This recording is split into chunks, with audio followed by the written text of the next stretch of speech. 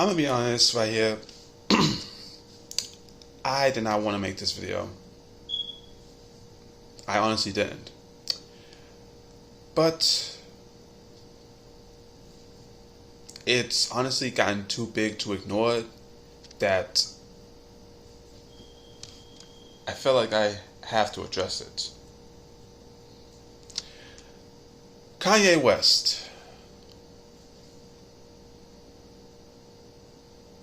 What's there to be said about this man's musical achievements? What's there to be said about this man's global recognizability? What's there to say about this man's impact on hip-hop culture? What's there to say about this man's impact on music?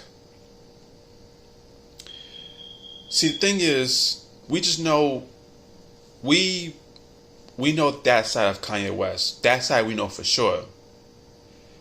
But there's always the other side of Kanye that we also know. Sadly, we know that side more than the other. That side of Kanye West has said very damaging things, whether it was for the right reason or in most cases not. The same man who famously said George Bush didn't care about black people and at first had him blacklisted. The same man who infamously talked about how slavery was a choice. Same man who said Harriet Tubman didn't really free the slaves. Same man who was going on and on about fashion, how the fashion world wouldn't let him in the door. The same man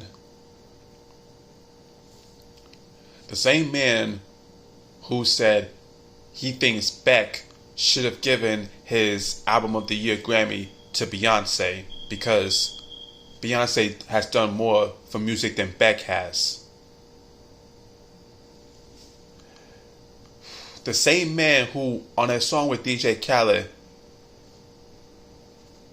outright said that his ex-wife, or soon-to-be ex-wife, was famous for a sex tape. That's not hyperbole. That's not even like, oh, it's made up stuff. He actually said it on the song. Look it up.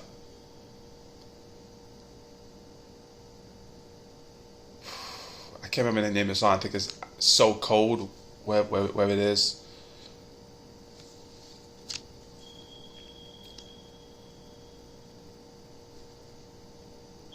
Honestly, this man, like I said some very damaging things. But now it's gone to the point where it's like, the more things he says, like, also on another one of his songs, he talked about how he threatened to beat up Pete Davidson, or that the Kardashians are holding his kids hostage. Same person was saying how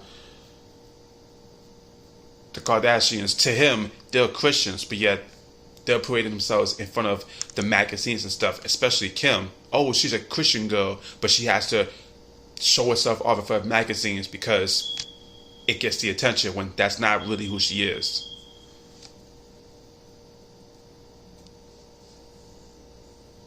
Honestly, normally when he says stupid stuff like those things, it's like, yeah, it's a blight on what he said, but he'll find a way to come back from it regardless. This time, saying something that is very disgusting regarding Jewish people, that I will not repeat here because I ain't trying to get in trouble here. He's doing that by himself. Y'all know what he said. I'm not going to bear repeating it.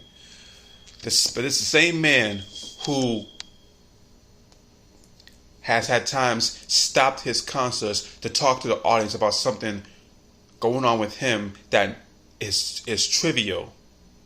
Same man who infamously got on the VMA stage and embarrassed Taylor Swift in front of the world. So much so that there's somebody who didn't care about Taylor Swift in the beginning. It's like, who is this? Who is this white girl? Who is this? She ain't Beyonce. Who is this? To now, all these years later, not to the level that these people are, but now to the point that I'm the biggest Taylor Swift fan at a reasonable level. I'm not a Swiftie, but because of what he did and the things that happened after what he did, I have become a big Taylor Swift fan, and I think she's a great artist, and I enjoy her music, which never would have happened if he didn't get on stage. Yo, Taylor, I'm happy for you. I'm gonna let you finish. But Beyonce had one of the best videos of all time. If he didn't do that and everything that happened after that, even the whole I made that trick famous, all that, I would not be as big a Taylor Swift fan as I am now. But that's a different story. Now, the things he said, the stunts he's pulled, to the point now, he said the anti-Jewish thing. Y'all know what he said.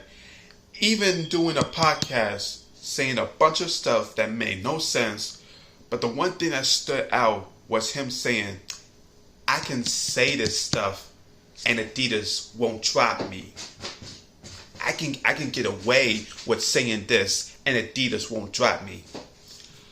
Adidas, because everybody was like, yo, Adidas, what's up? Yo, Adidas, you gonna do something? Adidas dropped him. Balenciaga dropped him. His talent agency dropped him. Nearly everything that you guys read about oh, they stopped rocking with Kanye, basically anything and everything has dropped him. And honestly, it really begs the question, when is enough for Kanye West? When is enough for him? What saddens me, and obviously this is off the cuff, I didn't write nothing down, it's because I need to let this out. What needs to be done for him to say, you know what, this is going too much, I need to go away, I need to go get help, this and that. When is it? When is it? And I have to ask this. I really have to ask this. And this might be triggering, but I have to ask this. What would Donda, his mother, think about what his son is doing, what he said, how he acts, how he's behaving? How would Donda feel about her son now? For those of you that don't know, his mother, Donna West, has moved on to the other world. She's moved on to the other world. She's been moved on to the other world years ago. And every time stuff like this happens with Kanye, I keep asking myself, if she was still alive, what would she say? How would she react to what her son has done or said? Also infamously, he went on Jay Leno after the Taylor Swift thing, and he asked him straight up, Kanye, how do you think your mother would react to the stunt you pulled? And he had no answer. He was speechless. What upsets me about this is that this is somebody I grew up on. I won't say I idolized, but in a sense, I looked up to him. His music really had a great impact on my upbringing, on my life, on why I love hip hop. His level of creativity with music, with beats, samples, they had an impact on me. There was a point in my life where I said, I want to be the next Kanye West. I can't say that now. I really can't say that now. So, this begs a saying. Just like what was said in one of his old songs, I believe it was, I heard him say with Adam Levine, wake up, Mr. West. Wake up, Mr. West, because The second you don't wake up from what you're doing and get help, it's only going to get worse.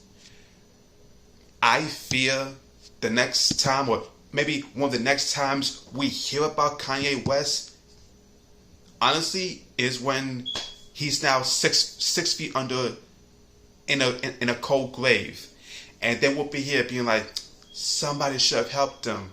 Somebody should have did something. When something should have been done, when we all saw and read what he's said and done. Now you read a post or you see a video about him, we just ha ha ha ha ha ha ha. He needs help, and he has been open about, yo, I ain't taking my medication. I'm good. You're not good, Kanye. You need help. Go get some help. This is from a fan telling you this. Get some help, man, before it gets worse. Somebody needs to lock him in a room, let him know, Mr. West, if you keep going on with what you're going on, it's going to get bad, and there's a possibility you might end up dead. And nobody wants that. Nobody really wants that. Somebody needs to help him. So one more time, I say this. Wake up, Mr. West. Wake up now. Go get help before it's too late. I, as a fan of yours since College Dropout, since you produced H to the SO, V to the SA, to right now, I implore you, Kanye Omari West, please, please, please, please, get some help. Please, go get help.